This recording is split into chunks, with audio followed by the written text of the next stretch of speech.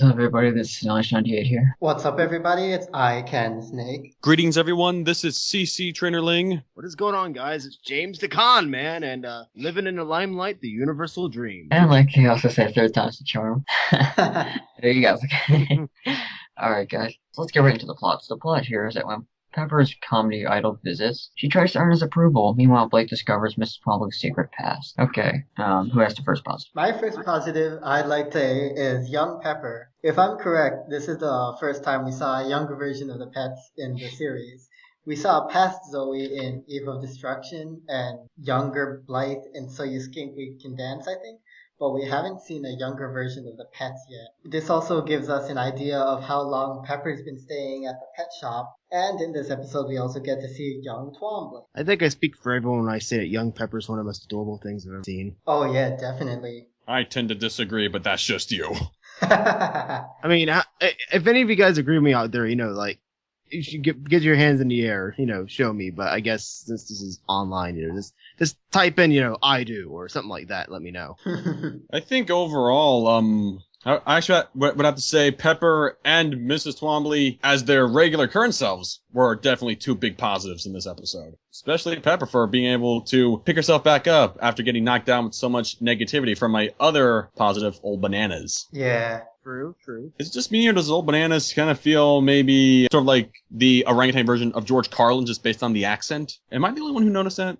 I don't know, maybe that's just me. You're right. I also love the idea how Kung Fu quilting was way more popular than Neil Armstrong's landing on the moon in 1969 in this episode. Those television news advertisements tells us how long ago that was in comparison to today. If we were to go by real world dates, Anna Twombly would be in her prime years of Kung Fu quilting, and it would be about 43 years in the real time past compared to this episode's conception. Now hold on a second there. You say that the Kung Fu quilting was more popular than the moon landing. Well, I think I know a reason why. The moon landing was probably staged, at least in this universe. We're not starting controversy. So of course, Kung Fu quilting you can see right there is happening right there in front of you.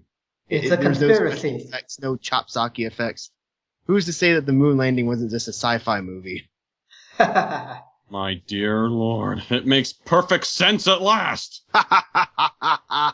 Going to mind to please everybody, which is kind of what I got from this. Because Old Bananas does say to Pepper at the end that there's always going to be that one guy that doesn't like you. Doesn't like no matter what you do. There's always going to be one guy that says, hey, this stinks, or whatever. No pun intended. Kind of a lesson that not only works for the kids, but also something that can be applied into everyday life. Because there's always those kind of people that are trying to please as many people as they can. And that's a good thing, but, just know that, if you try to please everybody, you end up pleasing no one. And I think there have been other shows that have done this before, like My Little Pony did an episode like this, Suited for Success, if memory serves me. But in this case, it's a little bit more realistic, in trying to meet someone that you really look up to's expectations, rather than, making a bunch of dresses for all intents and purposes, a big prom. Yeah. Very well put. That moral is exactly why I love Old Bananas. He was being the all-natural critic of just about anything, and Pepper could be like any one of us out there. The person who keeps trying, and even though you get the criticism, you gotta keep getting back up just to impress whoever you can, and not just your idol. Mm-hmm. Yeah. For me, my positive,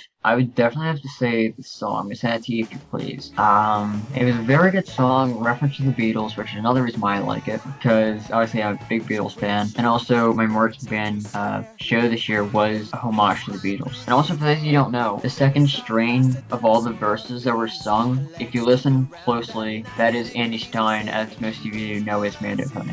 Yeah.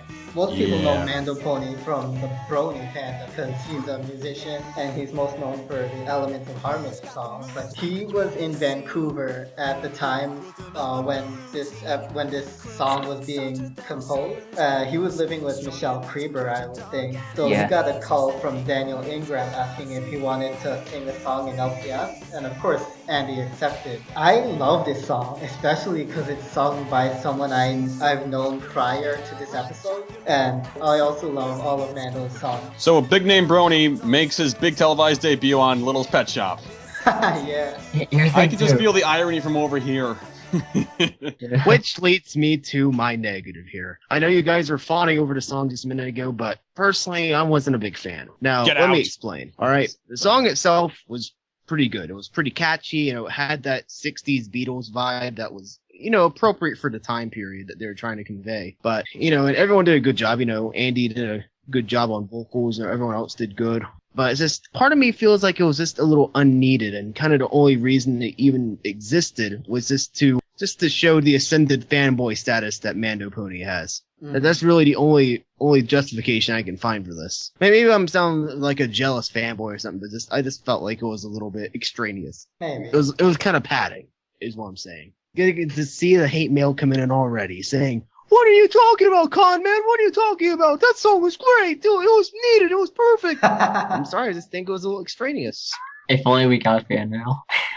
Oh, yeah. Sad face. Well, yes, I actually can agree that it may have been used to pad it out, but hey, it was still a nice little flashback of what Twombly used to do before she opened up Little's pet shop, so obviously we can't really, hate her for that. I guess my only negative here, and it's only really, really minor, it's at the moment where Blythe is asking Mrs. Twombly to talk about Kung Fu quilting, and she doesn't want to at first, but then later Blythe asks again, and then Twombly's willing to finally open up about it. I just find it a little strange how she just suddenly had this big change of heart, but I guess in the interest of being fair, it did work itself out, because she is willing to teach Blythe and her friends Kung Fu quilting, and she does it later on throughout the series, so I guess talking about it just has a way of working itself out. So really, it's not that big of a negative. Just just like a minor pet. Like a Littlest pet peeve. Oh. That's the point. That's been my thing throughout all these reviews. Well, at least most of them, but kind of like my thing. Yeah. Alright, so for me, overall, I'm gonna keep this short and sweet. This was a great episode. One of the best of season 1. Great moral, great character development. Got to see more, obviously more development with the characters and everything. Learn more about Twombly. You got to see younger Twombly and Pepper. We got to hear Mando Pony, which is probably one of my biggest highlights of the episode. And yeah, overall, I'm giving this episode a 9 out of 10. And for me, I love how we've had an episode dedicated to Pepper's idol in the first season, because the opening sequence for this episode before the title sequence is very amazing already, and it's indicative of how this episode would turn out in terms of ratings. Pepper is my second favorite pet, and this episode shows why I love her. So I would give this a 9.5 out of 10. It was a really good episode. It didn't have nothing majorly bad in it, and I loved it. It was really entertaining. If there was ever an example of knocking someone down with negativity just to build them up, this episode would be a good place to find that example. Obviously, Pepper is like a big positive in this episode. She's like anyone else who gets to see their favorite idol, and yes, the idols will not be afraid to tell you exactly what they feel about your talents. Now, Old Bananas is basically the critic to anyone's amateur beginnings of their talents. He has the experience and knowledge of knowing what's funny and what's not, but that doesn't mean he doesn't care about the younger generations. He's what helps Pepper become more confident in her pursuits in becoming a great comedian. Pepper may have been discouraged at first because of Obi's comments, but she still pressed on and eventually got his signature lots of luck seal of approval. His plan was to prepare her for the big times, and even in the big times, gotta face the criticism, but if you can handle the criticism, then everything will work out. And since seeing that orangutan, Pepper has become more confident in her comedy, and I'm sure she'll continue to do well in following her dream. But that's just for the A-plot. In the B-plot, you gotta give it up for Mrs. Twombly. We finally know more about her personal history, and I loved every bit of it. Kung Fu quilting, loved it. The song, awesome. And yes, my minor negative about Twombly suddenly having that change of heart about talking about her past was a little strange, but it's not anything to, get all bent out of shape for. It was still a good way to help progress her through the series when we see her doing more Kung Fu quilting. So overall, loved the episode, loved the moral, loved pretty much everything about it, so I'm going to give it a fair 9 out of 10. The little song quote I said at the beginning, I meant as a little precursor to what I was going to say here, because,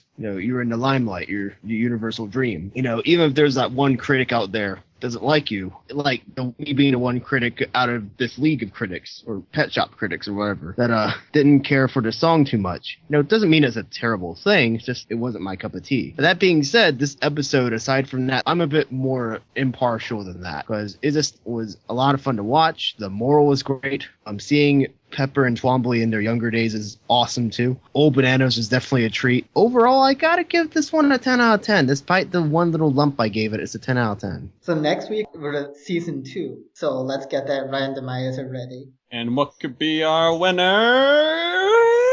And the winner is Blythe's Big Idea. Alrighty, so this is Simulation D. ICanSnake. CC Trainor-Ling. James DeCon, man. Alright, and we'll see you guys later. Adios. Peace out, home slices. See you later. Hello everybody, Downloads Bacon here. You should know how excited I am since I figuratively exploded, just right there. So, I'm miraculously alive, and this episode really got me now. It really got me going. I don't know what to do. So hopefully you guys can stand by me in this review. So let's come together and get this review started. My first positive is about a pretty woman walking down the street. Well, actually, she wasn't walking down the street. She was more like kung fu quilting at a different time era. Yeah. What can I say about Mrs. Twombly in this episode besides the fact that we learn more about her, which is amazing. See how I use those two words there? It's really great to know about this character a little bit more, and just seeing her in her kung fu quilting days, I just wanted to hold her hand. Old Bananas also was an incredible character in this one too. I really liked how he was a mentor to Pepper in his own way, in teaching her how showbiz works, at least in comedy, because comedy is pretty tough. Now, I'm trying to be funny, but I don't think it's working too well. I need Old Bananas here to tell me if my jokes are okay. By his appearance and personality, I'm assuming that he is based off of George Carlin, a legendary comedian, and I can't go too far without talking about Pepper. Pepper was amazing in this episode because in one retrospect, she represents us in a way. She represents anyone who is trying to pursue the arts, anyone who's trying to pursue media, anyone who's trying to pursue show business, anything of that nature. Because we're always going to have some form of criticism, and of course, some of it is very positive. Some will actually help you out in being better, which is what Obi was trying to do, since he is a very experienced in the field that Pepper is interested in, which is comedy. Blythe was pretty cool in this episode. I had nothing against her. She was very curious as to Mrs. Twombly's past, especially since there's looking through research, found a lot of stuff in kung fu quilting. And interesting note. So, since Mrs. Twombly is now training Blythe, I guess Blythe can now say, I know kung fu. I hope they touch up on that, actually. I wonder if there's any mercy in Twombly's dojo. And another random thing. I guess Mrs. Twombly has a lot more fans since she has her own website. Well, the Kung Fu Quilting has its own website. It is weirdmixedmartialartsofthepast.com, which apparently someone constructed a whole music video for Mrs. Twombly with editing and all the works, and it made an own song for it, which turned out to be pretty cool. I think the guy's name was Daniel Ingram. Miss Anna T, If You Please is an amazing song to listen to. It's very influenced by the 60s, and again, I have to compliment Daniel Ingram because 60s is something I can't grasp. It's tough to try to make. I've had 300 songs, I can't grasp it. I digress. It's really good, and I like the visuals and just the entire music video itself. It showed Mrs. Twombly from a low gig to filling up stadiums, turned into a very competitive thing. So it did a very good job, and I felt it was very necessary here. And of course, I feel like the song did not really pander to the audience, because that is virtually impossible at this point, because the show is barely starting. There's no way they're going to pander to the audience and them demanding this. Second, yeah, it can't be irrelevant to the plot because it actually tells a lot in a very interesting way, using music and visuals to do just that. Of course, Mrs. Twombly could possibly say it, but Mrs. Twombly at that time is not going to say it. So it was necessary in the means of the story. And even by having this alone, it shows the immense popularity that it was. It actually shows how much of a big deal Kung Fu Quilting was at that time. And in some odd way, I can understand why Mrs. Twombly would have some reluctance in telling Blythe. First of all, it was in the past, not really as important to her now. I mean, she's the owner of Littlest Pet Shop, so that's what her life thing is now. So it's understandable. Not a flip-flop, oh, she doesn't want to tell her, now she doesn't. It just felt more realistic, because Blythe was going to keep asking, so she just might as well tell her, just out of curiosity. Blythe wasn't necessarily being annoying about it. Like I stated earlier, she was curious, so you can't fault Blythe on that. So I guess with that in mind, it's time for me to wrap this up for you guys. So let's do it. So when I saw this episode, I was a believer. There was no doubt in my mind. I was in love with this show because it was pretty good. And this was one of the episodes that really amplified how much I like this show. And this episode really showed that it can teach some good lessons here. And it was done very well. I loved everything about this episode. As you know, that's why I got so excited about it. And with that in mind, to make it as simple as I can, I guess I can just give this episode a 10 out of 10. So it's a perfect episode in my opinion. I feel like a big idea will be coming up next week. I feel an idea in my brain, but can't figure it out. So I guess with that in mind, Pet Shoppers, I will see you in the next episode. So thanks, and thanks again.